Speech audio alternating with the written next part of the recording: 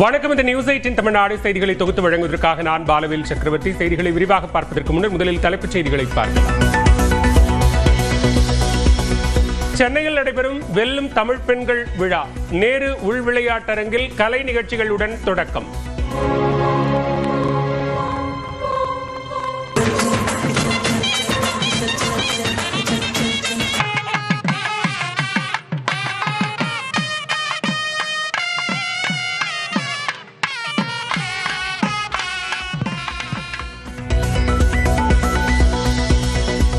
சென்னையில் ஒரு சவரன் தங்கம் விலை 99,000 ரூபாயை நெருங்கியது. காலையில் 1,500 ரூபாய் அதிகரித்த நிலையில் மாலையில் 960 ரூபாய் உயர்ந்தது. பொதுத்தளங்களில் விடுக்கப்படும் மிரட்டல்களுக்கு ஒருபோதும் அஞ்ச மாட்டேன். உச்சநீதிமன்ற தலைமை நீதிபதி சூரியகாந்த் ஆவேசம்.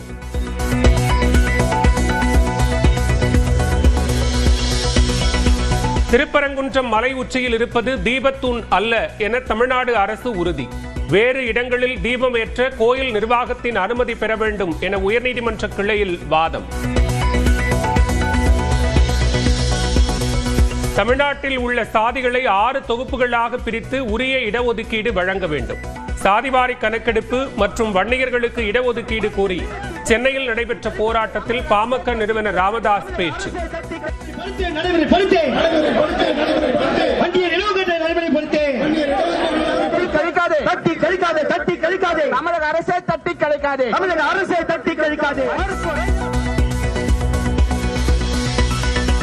காவலர்களால் அடித்து கொலை செய்யப்பட்ட மடப்புரம் அஜித்குமார் வழக்கில் டிஎஸ்பி சண்முக சுந்தரம் பெயரும் சேர்ப்பு. சிபிஐ தாக்கல் செய்த கூடுதல் குற்றப்பத்திரிகையில் தகவல்.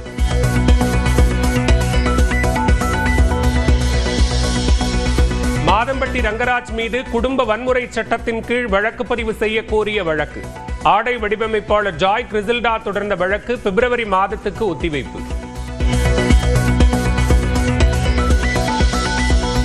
வேளாங்கண்ணியில் மதம் மாறி திருமணம் செய்த மாப்பிள்ளையை வெட்டிவிட்டு மணப்பெண்ணை தூக்கிச் சென்ற குடும்பம். மணப்பெண்ணின் தந்தை உட்பட 9 பேர் கைது. நெல்லையில் தேயிலை தோட்ட பகுதிகளில் 93 வாக்காளர்கள் மட்டுமே உள்ள நிலையில் 1000க்கும் மேற்பட்ட விண்ணப்பங்கள் பதிவேற்றம். விளக்கம் கேட்டு 5 வாக்குச்சாவடி நிலை அலுவலர்களுக்கு மாஞ்சோலை சார் ஆட்சியர் நோட்டீஸ். குடும்ப பிரச்சனை காரணமாக சின்னத்திரை நடிகை ராஜேஸ்வரி தற்கொலை. பாக்யலட்சுமி, சிறகடிக்க ஆசை உள்ளிட்ட தொடர்களில் நடித்தவர்.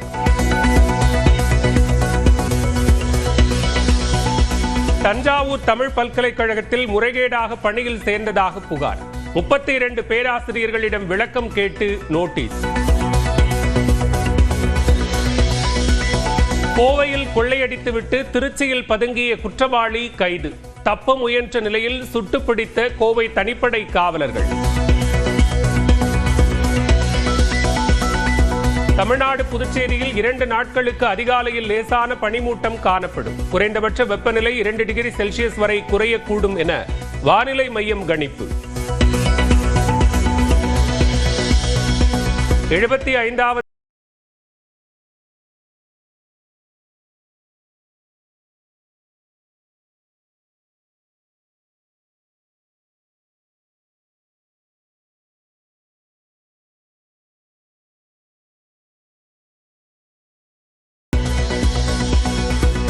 நாட்களுக்கு பிறகு ஓடிடியில் வெளியாகும் படங்களையே திரையிடுவோம். திரையரங்க உரிமையாளர்கள் சங்கம் அறிவிப்பு.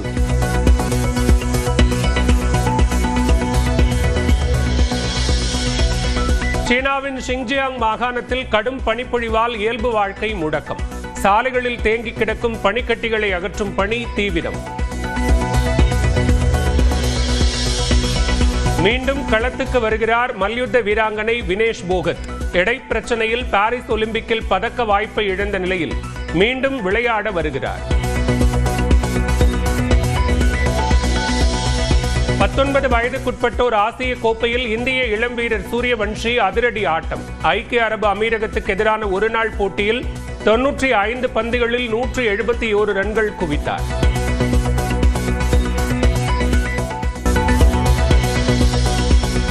சென்னையில் நடைபெறும் வெல்லும் தமிழ் பெண்கள் விழா நேரு உள் விளையாட்டரங்கில் கலை நிகழ்ச்சிகளுடன் தொடக்கம்.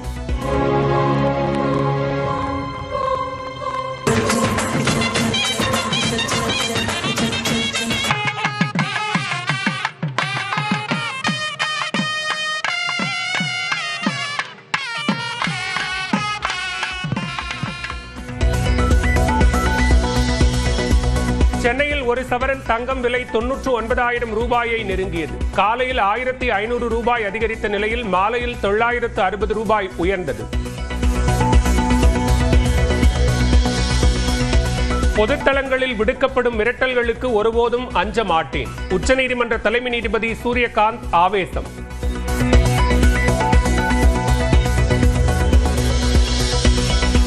திருப்பரங்குன்றம் மலை உச்சியில் இருப்பது தீபத்தூண் அல்ல என தமிழ்நாடு அரசு உறுதி. வேறு இடங்களில் தீபம் ஏற்ற கோயில் நிர்வாகத்தின் அனுமதி பெற வேண்டும் என உயர்நீதிமன்ற கிளையில் வாதம். தமிழ்நாட்டில் உள்ள சாதிகளை 6 தொகுப்புகளாக பிரித்து உரிய இடஒதுக்கீடு வழங்க வேண்டும். சாதிவாரி கணக்கெடுப்பு மற்றும் வன்னியர்களுக்கு இடஒதுக்கீடு கோரி சென்னையில் நடைபெற்ற போராட்டத்தில் பாமக நிறுவனர் ராமதாஸ் பேச்சு.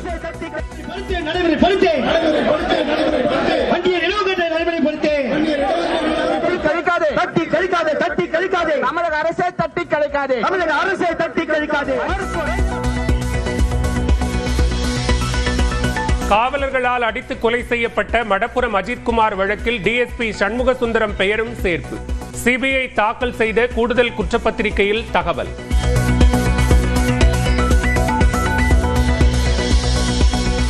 மாதம்பட்டி ரங்கராஜ் மீது குடும்ப வன்முறை சட்டத்தின் கீழ் வழக்கு பதிவு செய்ய கோரிய வழக்கு. ஆடை வடிவமைப்பாளர் ஜாய் கிறிசில்டா தொடர்ந்த வழக்கு பிப்ரவரி மாதத்துக்கு ஒத்திவைப்பு.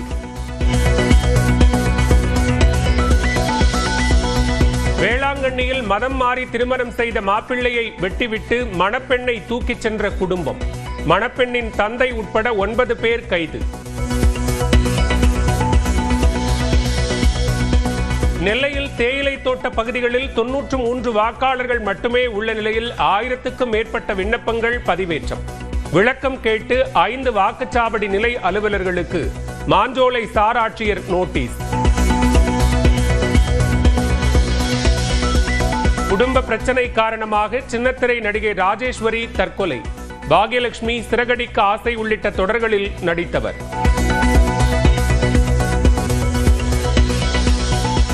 தஞ்சாவூர் தமிழ் பல்கலைக்கழகத்தில் முறைகேடாக பணியில் சேர்ந்ததாக புகார்.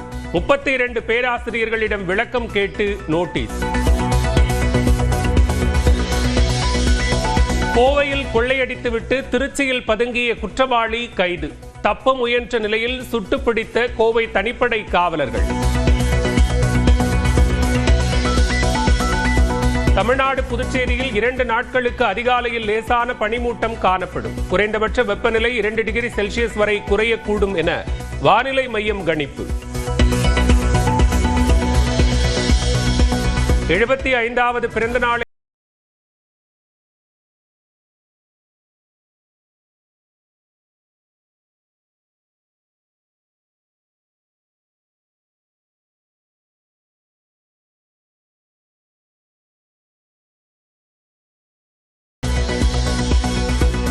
நாட்களுக்கு பிறகு ஓடிடியில் வெளியாகும் படங்களையே திரையிடுவோம். திரையரங்க உரிமையாளர்கள் சங்கம் அறிவிப்பு.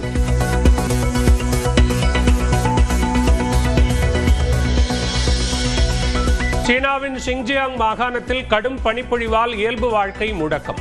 சாலைகளில் தேங்கி கிடக்கும் பனிக்கட்டிகளை அகற்றும் பணி தீவிரம்.